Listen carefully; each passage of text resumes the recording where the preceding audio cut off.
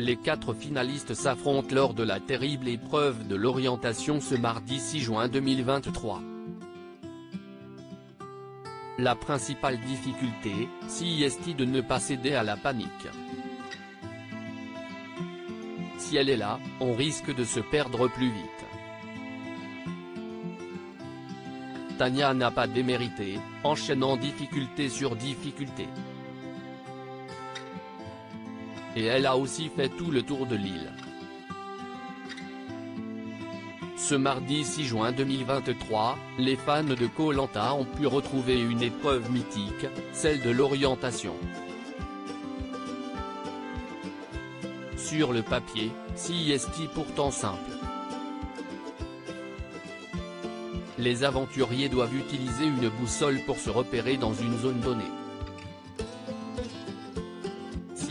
Dans cette zone qu'ils doivent évoluer rapidement pour trouver des balises, qui les guideront ensuite vers un poignard. Un objet précieux pour accéder à une autre épreuve culte de l'émission, les poteaux. Une recherche qui dure plusieurs heures. Mais que se passe-t-il si les candidats ne trouvent pas les poignards? Cette nouvelle édition a vu s'affronter Frédéric, Nicolas, Julie et Tania. Dès le début de la course, les nerfs ont été mis à rude épreuve. Sous le stress et la panique, Julie a même fait une grosse chute, plus de peur que de mal, et les internautes s'en sont vite amusés. La grosse galère de Tania. Et puis, la délivrance en revanche, ils ont été bien impressionnés quand Nicolas a trouvé le premier poignard de l'orientation en un temps record. Voilà un premier aventurier qualifié. Plus que 2 autres.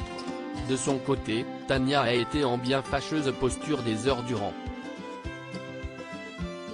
Son stress mêlé à son mauvais sens de l'orientation l'ont mené à s'aventurer dans les zones de ses camarades, quitte à les agacer ou à leur ajouter une dose de stress supplémentaire.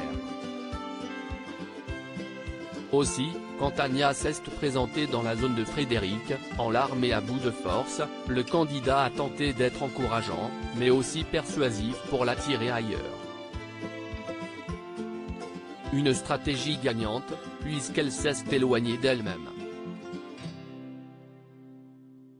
Derrière leurs écrans, les internautes se sont montrés aussi amusés que dépités, face à une candidate qui fait 4 fois le tour de l'île pour trouver son arbre repère.